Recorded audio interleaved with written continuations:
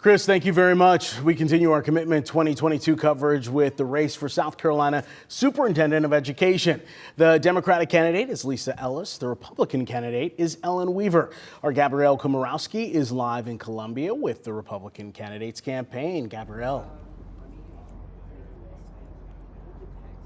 Hey, Nigel, we are here at the University of South Carolina Alumni Center. This is where the Republicans will be having their watch party later this evening.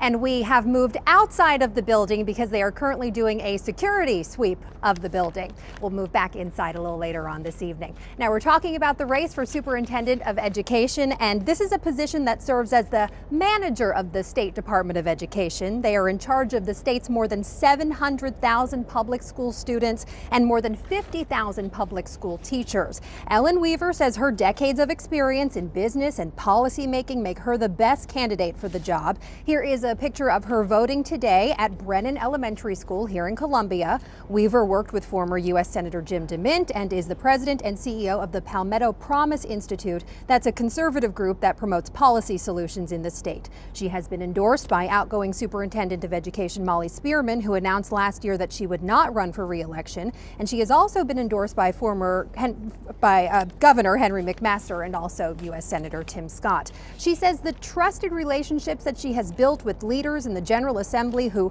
hold the purse strings will get things accomplished. And she shared this message to the state's teachers in a recent interview with WYFF News 4. My message to teachers across South Carolina is that I hear your voice and I will listen to you. I will incorporate your feedback into everything that we do in Columbia. But at the end of the day, I'm not running to be a classroom teacher. I am running to be the chief executive of a multi-billion-dollar state agency that has over 1,000 employees. Weaver says she will put her efforts towards staffing every school with a resource officer, early literacy, and school choice. The winner of this race takes office in January. Live in Columbia, Gabrielle Komorowski, WYFF News 4. Thank you, Gabby. Ellen Weaver is running against Lisa Ellis in this race, and our Kylie Jones is live with her campaign in Columbia. Kylie? And Carol, we're expecting to see Lisa Ellis here at the Embassy Suites at her watch party here in Columbia a little later this evening. Ellis, the Democratic candidate, bringing a much different background to this potential position that she's trying to get into office for. She stands on her more than 2 decades of experience teaching in the classroom. She says she wants to see more teachers and so-called boots on the ground at the policy level of South Carolina's public education system. Now, Lisa Ellis has focused much of her campaign on teachers. As a teacher of 22 years, Ellis has put an emphasis on teacher pay and teacher working conditions. She said lowering class sizes will bring more teachers back to the classroom and give students more individualized attention. Ellis spoke with us ahead of the election about some things she would like to work on immediately if voted into office.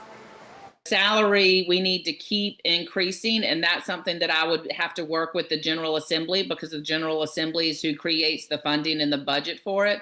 But working conditions are something that I could start working on immediately as Superintendent of Education by looking at the Department of Ed mandates that are forced down onto schools and teachers.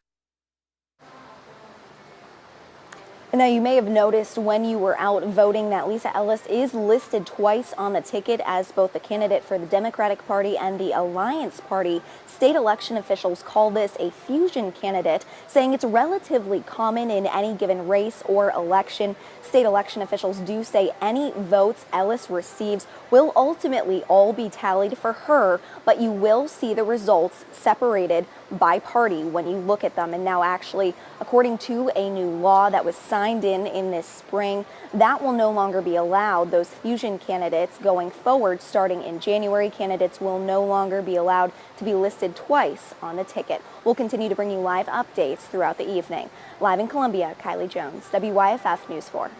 Kylie, thanks. Turning to Anderson County now, there are 2 county council races on the ballot, District 2 and District 7.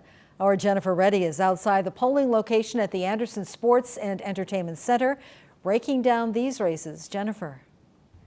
We spoke with both candidates running for County Council District 2 earlier today, and they both say they are feeling good about the election today, and they are both very pleased with the voter turnout that they've seen so far at the polls. In the race for District 2, Democrat Glenn Davis is running for re-election against Republican David Standard. This is not the first time these two candidates have run against each other. They both ran to fill the seat of the late Gracie Floyd, and Davis won that race. He has been on County Council for roughly 16 months now and says one of his top priorities, if re-elected, is bringing more businesses to his district. Meanwhile, Standard is an Anderson County native and wants to address abandoned homes. Definitely getting these abandoned homes, because that is a harbor for crime.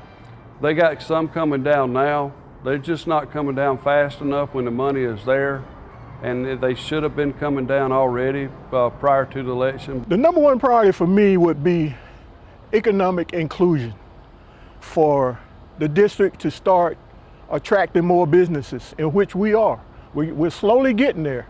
And as one well-known business come, I think we'll have more. Voters heading to the polls will also decide on the county council seat for District 7. Incumbent Cindy Wilson is running against challenger Mark Powell. Wilson has served on county council for more than 2 decades. Powell, an Anderson County native, says he doesn't actually want to win and didn't expect to get on the ballot. He says he is a Republican running on the Democratic ticket. Coming up at 5:30, we will take a closer look at that race and explain exactly why Powell says he is running if he doesn't want to win. Reporting in Anderson County, Jennifer Reddy, WYFF News 4.